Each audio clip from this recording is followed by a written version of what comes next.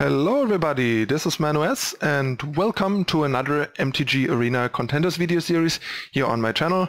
Recently, if you followed my stream, you might have seen me mess around with some Bant Vannifar Pod deck and having some solid results and a lot of fun, so I figured it's time to share it with the rest of the world and turn it into a deck tech.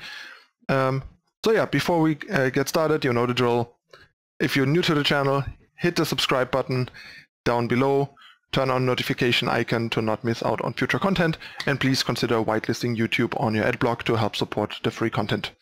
Alright, so let's take a look at the deck. Okay, so this is the deck. It is basically just similar to an old Birthing Pod deck that just kind of has a lot of good value creatures going up the chain and is a mid-rangey creature deck.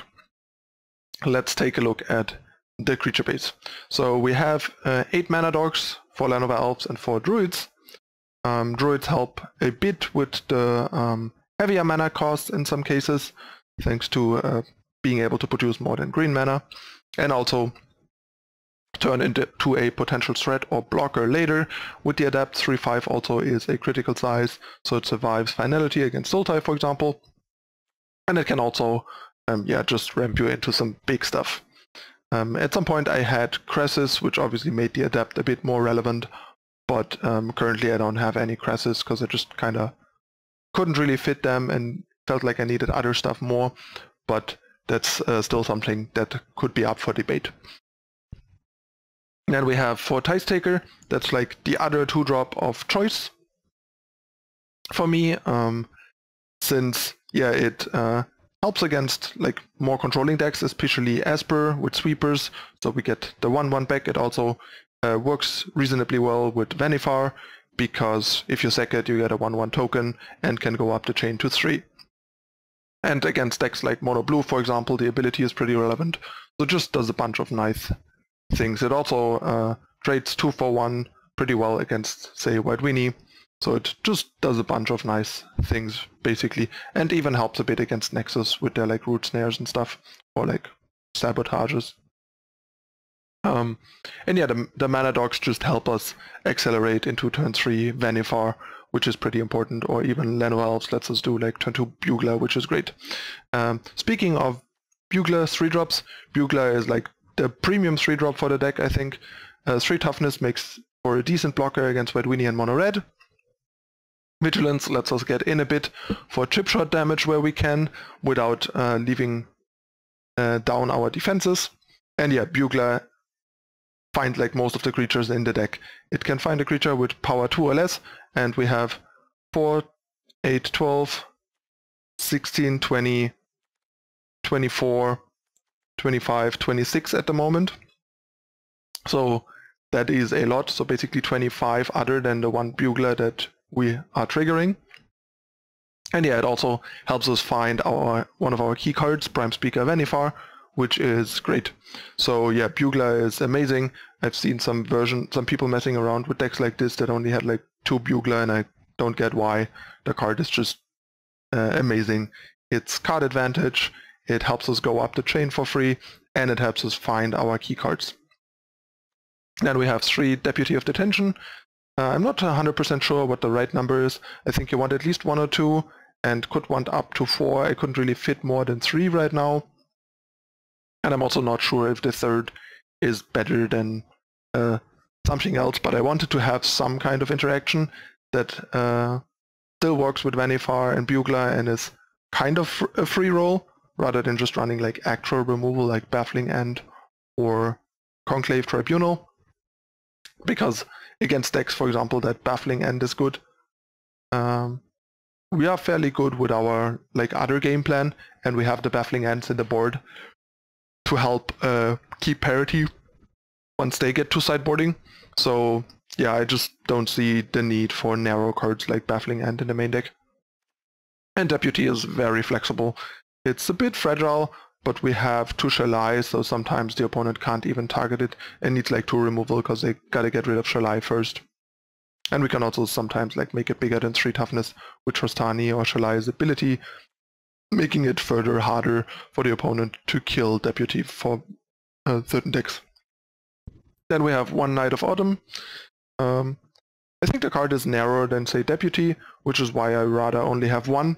Sure, it's nice that you can sometimes play it as like a 3-mana 4/3, especially against something like Nexus or Esper, where you need to beat down, but then again, against Nexus you really want to kill the enchantments, so you're not really going to play it as a 4/3.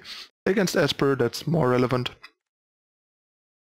But Deputy can at least temporarily snatch up Teferi to buy us some time. And maybe even if they're like low on cards and don't have a removal, might take out Teferi for quite some time. And stuff like that. So I decided on like one Knight, 3 Deputy rather than like a 2-2 split, for example, since I think Knight comes in handy less often than Deputy probably, but I could be wrong, maybe like a 2-2 split is better. I have an additional one in the sideboard, because against like mono red and enchantment heavy decks, Knight is obviously really nice to have. Especially because it does something and then you can pot it away, like Vannifar it away into a 4-drop. That brings us to the 4-drops. We have 2 Shalai.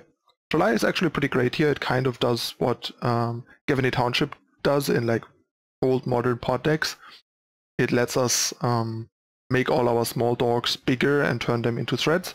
It also protects our face and our creatures, so the opponent usually has to go to Shalai first. And yeah, the ability, for example, of giving hexproof to ourselves comes up pretty nicely against mono red. And a 4 toughness creature is really annoying for mono red, so they usually have to spend like 2 burn spells on Shalai before being able to like burn us, which is pretty good. Also some minor synergy with like Lyra, obviously, both protecting Lyra and being buffed by Lyra. The main downside of Shalai really is that potting her away with Vannifar for a 5-drop gives us not really any value, so we want some 4-drop that can do that, which is why there are 2 Conclave Cavaliers. I had one at some point, but felt like one might be a little low, plus the card is actually kind of good, especially against something like Esper with Sweepers, where we are a bit weak. So now we have like 2 Cavaliers and 4 Tithe Takers to try and like build a bit of a board presence to pressure them while still not being blown out by like a Kaya's Wrath. And also drawing the 1 Cavalier is awkward when you want to go from 3 to 4 and 4 to 5, because then you have to get a Shalai and kind of throw her away. So you usually want to be able to get a Cavalier, then sack the Cavalier, get 2 tokens and get a 5-drop, maybe even a Trostani to make the 2/2 tokens 3/3, stuff like that. So yeah, Cavalier is pretty nice. Like if Shalai wasn't, and her like activated ability wasn't so good, I could see running more of these. There is a chance that maybe 1 Shalai, 3 Cavalier is better, but I feel like Shalai is strong enough and adds enough that you want 2 so you can like reliably get her. And she has been pretty good for me, especially in like more mid-rangey games like against Sultai and stuff. I had some really nice games where the 6-mana activated ability came up quite a bunch and ended up overwhelming the opponent, or the hexproof ability being really relevant. And then we obviously have 4 Prime Speaker Vannifar, our birthing pod. Another neat little interaction to keep in mind is Vannifar is an ooze, so it gets buffed by Biogenic Ooze trigger. So you can go Speaker into ooze, and then Speaker survives Finality, for example, which is pretty relevant. Sure, the ooze still dies to Finality, but Vannifar not dying to Finality is pretty relevant, especially because Vannifar is also legendary, meaning it doesn't die to cast down, which is pretty relevant since a lot of decks don't have that many removal outside of cast down. Like Sultai only has like 0 to 1 trophy usually, and a couple of their 4-drop creatures and contempt, so taking away some of their cheaper and more common removal as an out is pretty nice, making Vannifar a bit more robust than it normally would be as a 4-drop creature. Same goes for Shalai, by the way, making her giving hexproof to everything else even more relevant. So if the opponent only has a cast down, the cast down is just blank because every non-legendary creature has hexproof, and Shalai is legendary. But yeah, this is the card the deck is built around, and that generates us our value, tutors our stuff. It's pretty sweet. And the 4 toughness also means it doesn't die to usual stuff like lightning strike and so on. And also makes it a decent blocker at times. Then we have 3 5-drops of choice to pot into. A Lyra. There's quite a bunch of decks actually that have their issues with 5 toughness creatures and also 5 toughness creatures that are legendary, taking away Lava Coil, Cast Down, and all the smaller burn spells as an option, and even something like Finality. So Lyra is actually pretty nice against like green decks, like be it Gruul or be it Sultai. Sure, both of these have some answers in Collision or like Contempt, for example, but they have only so many answers, and if you have a Shalai out already, they're gonna have to like kill Shalai first, and then it's gonna be hard for them to also take down Lyra. And yeah, Lyra has won me a fair share of games already. Ooze is a great way to just kind of get pseudo-inevitability, making a bunch of tokens, growing a big board, and eventually just overwhelming the opponent. It's just a powerful 5-drop to have access to, and I already mentioned the sweet synergy with Vannifar. And then we have Trostani, another legendary 5-drop that is not that easy to deal with. It buffs all our smaller creatures. It's the weakest 5-drop in a way, but what might be surprising is the fact that the main reason to, like the biggest reason in my experience to play the card is actually that kind of arbitrary seeming line at the bottom that people usually kind of like made fun of. At the beginning of your end stop, each player gains control of all creatures they own, and that is actually quite relevant in today's standard. There's, first of all, Entrancing Melody out of like Izzet decks and Mono Blue, but more importantly, there are Thief of Sanities and Hostage Takers out of blue-black decks, be it Sultai or Esper, or even Dimir midrange, or like some Grixis decks. And if the opponent steals something with Thief of Sanity and plays it, and then you play it Trostani, you just get it at the end of turn. I had a game where my opponent got a Shalai from the Thief of Sanity, played it, and I on my next turn just dropped the Trostani just to snatch the Shalai from him, gaining ridiculous amounts of card advantage, tempo advantage, and just completely blowing up the opponent effectively, and the opponent just couldn't really recover from that. Also turning Shalai into a 4/5, so they couldn't like Lava Coil Shalai, for example. So yeah, pretty sweet. It's also the only 5-drop that we comfortably pot for to pot away the next turn for Carnage Tyrant. Sure, you can do that with Ooze too and are left with like a 3/3 token, which is fine, but I feel like Trostani maybe like triggering, getting something, and making 2 small blockers is still a better thing to pot through. Also, Trostani doesn't generate that much value while in play, while Ooze generates value every turn it's in play by growing the Oozes and also potentially generating more Oozes with spare mana. So Trostani is like the best option to pot through to 6 to Carnage Tyrant. And yeah, then we have 1 Carnage Tyrant, just a very solid fatty, something we can ramp into, something we can pot into.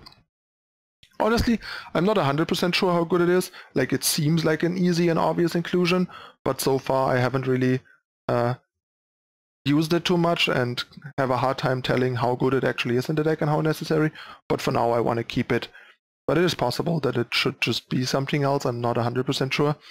And yeah, speaking of what's not in the deck, the most obvious card is Hydrate Grasses. I had 2 at some point. Obviously the biggest strike against it is that it doesn't work with Prime Speaker, but it works with Bugler, so Bugler finding Krasis for free is really powerful, and obviously Krasis is kind of a 1-card engine that works really well on its own, and also works really well with the Incubation Druids and the mana acceleration in general. So it is very possible that there should be Krasis still. I cut them for, I think, a 2nd Cavalier and a 3rd Deputy because I wanted a bit more interaction. And I wanted that 2nd Cavalier. I'm not 100% sure on the 3rd Deputy still.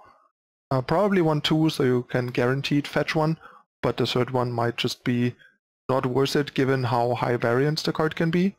But then again, against some of the matchups where it's really good, it's also pretty reliable, like Mono Blue or Mono White, Like mono white has some outs, mono blue basically has none. Like against mono blue, this is a very good answer to what they're doing, and also a matchup where you need answers a lot because of their tempo game plan, trying to like keep them in check and not run you over before we have set up. But yeah, it's very possible that there should be like 2 to 3 crises in there, and I don't know, maybe we could cut a Deputy and like the Tyrant or something, not 100% sure. But like I said, the other card that I could see and wouldn't mind fitting are additional Cavaliers, just because they do a good job against a bunch of decks, especially against Esper, where you might need some help, or even against like Sultai, where it protects you from finality and is kind of good against some of their removal. So yeah, there are a couple of things to consider here still. And the last card is Incubation, which seems kind of like a perfect addition in a deck like this. First of all, the deck is like basically all creatures, except for Incubation and land, so there's like 32 creatures. So whiffing with Incubation is basically not coming up. And also we have a lot of like strong key creatures to find. First of all, it makes it that much more likely to either find Bugler, and Bugler then help us find Vannifar, or just find Vannifar right away. It also gives us more shots at finding our lower count creatures like Shalai, Cavalier in matchups where it's great, Deputy or Knight of Autumn, the top end one-offs. It just gives us a lot of consistency in card selection, which is really, really great, and also something else to do on turn 1, other than Llanowar Elves, which is also nice. Let us use our mana well. And a lot of things that Incubation will find for us generate card advantage, so it kind of amplifies our 2-for-1 potential. And also, obviously, it provides us with a removal to problematic cards, especially an instant removal. Like, for example, in the late game, when the opponent has mana to go Hostage Taker and play the card they're hostage taking right away. Incongruity is really, really good at stopping that, just turning the Hostage Taker into a frog in response, into a lizard in response to the trigger, so they never even get our creature in the first place.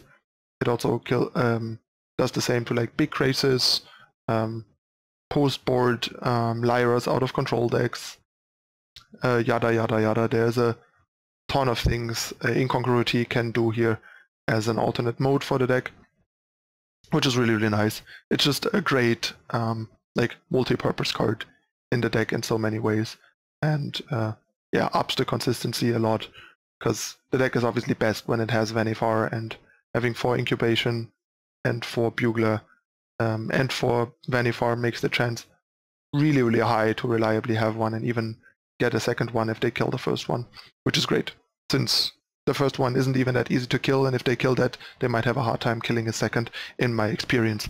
And yeah, then we have the mana base, 24 lands, 4 of each dual except for Hinterland Harbor, because we are mostly Selesnya with a splash of blue. Like, we basically only splash blue for Deputy and Prime Speaker at this point, and the second half of Incubation and some sideboard cards. So we have 12 blue sources, which is a decent amount for like a 3 or 4 drop. Kind of like the minimum amount. For like a 2 drop you would want like 13, and for a 3 drop 12 is fine, and for a 4 drop 11 would probably even be fine, or 10. And since we often don't even need to or want to play Deputy on 3, it's more like a 4 drop splash with 12 sources, which is great for 7 cards. And Incongruity is only like an optional mode anyway. And yeah, we have 16 white sources, which is a pretty good number, given that we only have like 3 double white cards, and they are higher drop cards that we can sometimes even get out in a different way, or if we have 1 white land, an Incubation Druid can make the second white. So our mana is really, really good actually. And yeah, we also have 16 green, 12 of them turn 1 untapped for Llanowar Elves, which is a bit suboptimal, like 13 or 14 would be better. But since we don't have a ton of 2 drops, we can sometimes just play Llanowar Elves on turn 2 and play like a tap shock duel or something. And we have still a pretty high chance of playing Llanowar Elves turn 1, and we have an even higher chance of playing Incubation turn 1 because we have 16 sources for that. And yeah, we have 4 basic forests because we're most heavily green, and we want our Llanowar Elves and Incubation Druids early reliably. and also not take unnecessary pain either. And yeah, that brings us to the sideboard. We have 4 Baffling End. They come in really handy against mono blue, mono white, and mono red, and can also come in against something like Gruul these days and some random decks. It's just the best removal option in the sideboard, I think, for this type of deck. It's also pretty important to dealing with a Tocatli Honor card out of White Weenie post sideboard, because that card obviously shuts down most of our deck. Then we have 2 Disdainful Stroke and 3 Negate as counters. The strokes can come in against some mid-range decks as well, like Sultai, but all of those come in against like Esper and Nexus especially, and whatever else odd decks you might encounter where you want counter magic. Then I have like 2 Crawl Harpooners, just as a additional sideboard card against mono blue, because I can imagine the matchup could be a bit tricky. I haven't really faced it yet, it's not very popular right now, but it's still good to have. And also Crawl Harpooner can come in against a wide variety of decks that have flyers, so it's just a flexible card. At some point I had a Harpooner and an Aztukan Archer, and it's so possible that that split is a bit nicer. Archer can also come in against White Weenie, taking out the like small 1 toughness creatures, but they have a lot of them, and then also be a decent blocker there, and also a decent blocker against like mono red. So that's something to keep in mind. But I felt like our curve is a bit heavily centered around 3 and 4, so having more 2-cost cards in the sideboard to lower our curve, or not at least raise our curve when sideboarding, seems like a sensible thing to do. Then we have a second Night of Autumn, either for more enchantment and artifact removal, or just to gain life against mono red mostly. And then we have 3 Vivian Reed, since I feel like we're probably gonna be a bit soft to something like Esper, and having some help against, say, Sultai doesn't hurt either, and Vivian is great at that. It makes our deck more grindy, it gives us an ultimate to threaten and work towards, because we're pretty good at clogging up the board. It also gives us incremental removal without having like cards that are either removal or useless. Vivian is just such a great card, and you could almost argue for Vivian in the main deck, because it synergizes kind of well with the deck, but I think Incubation Incongruity overall does more for the main deck, simply because it is kind of front-loaded card selection that makes sure we can curve out and find our critical cards on curve, and it also is like removal that can kill more things than Vivian, is cheaper at doing so, and is also instant for the really important Hostage Taker interaction that I mentioned, among others. So yeah, that's why there's Vivian in the board. But yeah, Vivian is a great card, and I have a hard time seeing any like green deck that can cast Vivian in standard to not have like 2 to 3 Vivian somewhere in the 75, because she's like the green Teferi. She's like almost as good as Teferi in different ways, basically. So yeah, she also actually does very similar things. She has like a card advantage, +1, a removal -3, and a game-breaking ultimate. Kind of like the typical 5-mana good Planeswalker template these days. So yeah, this is the deck list. Deck is pretty sweet and has been doing fairly well on stream for me so far. Like, we have a positive win rate. We have not been like destroying ladder, but I think we were at like 11-6 or 11-7 the last stream, losing the last game I think to go 11-7 or something. And a lot of the games and matches are quite close and interesting and grindy. So yeah, deck is a lot of fun to play. It's really cool, and you'll see it in action in a moment, because as usual I'm gonna hop into some ranked matches and play 3 ranked matches with the deck to show it in action for you guys, give you an idea how I sideboard with it and how the deck plays out, and also just let you enjoy how fun the deck plays out, in my opinion. Alright, so see you in a moment with match number 1. Stay tuned.